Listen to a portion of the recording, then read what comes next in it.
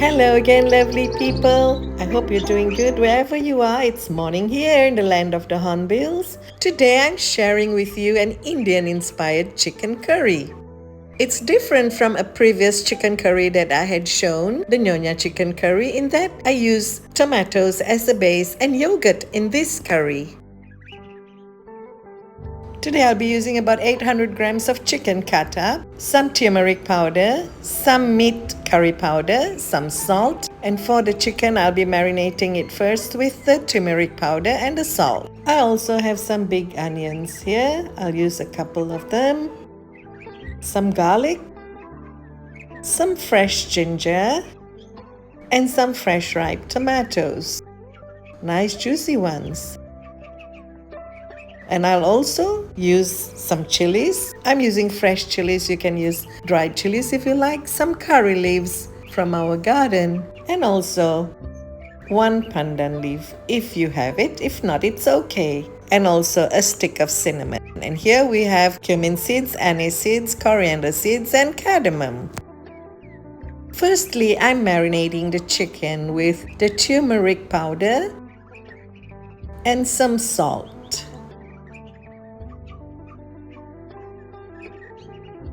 I'll just mix it all together and leave it aside while I prepare the other ingredients.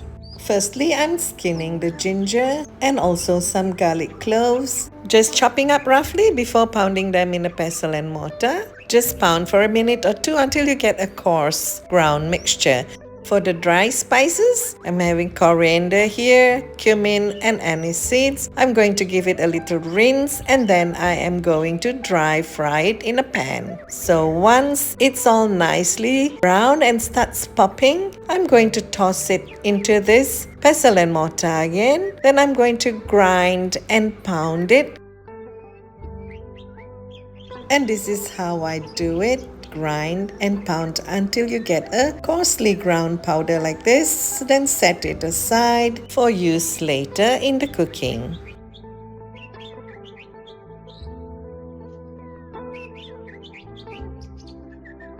And here you can see I have chopped up the tomatoes, onions, and chilies roughly.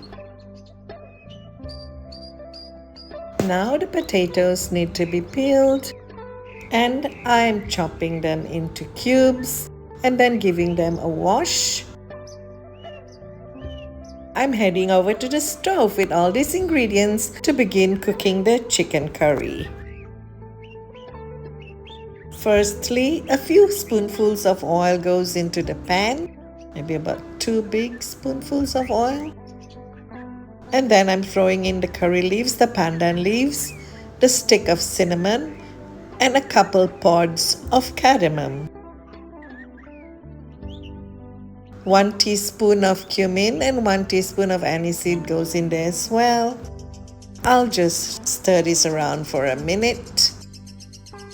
And then I'm putting in the tomatoes because I like to caramelize the tomatoes before I start cooking the curry.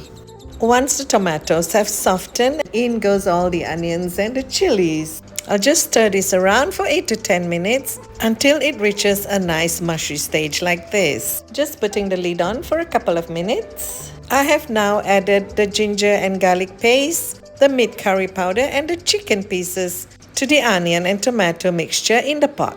I'll just keep stirring the pieces of chicken around until it's no longer pink. Then I'm adding in the yogurt and the water. Let it simmer gently for a couple of minutes and then in goes the potatoes. Once that's all nicely incorporated, I'm going to put the lid on and let it simmer for about 15 minutes. After about 15 minutes, I'll check to see whether the potatoes are done. And I'm also going to do a taste test to see if there's enough seasoning in there. Looks like everything is nice and ready. I will leave that and cover the pot for 30 minutes before serving. And this is how I serve the chicken curry with some white rice and mango raita on the side. This makes for a delightfully tasty lunch or dinner. I will show you how I prepare the simple mango raita in another video. I do hope this video has given you some ideas on what to prepare for your meals. Thank you for watching.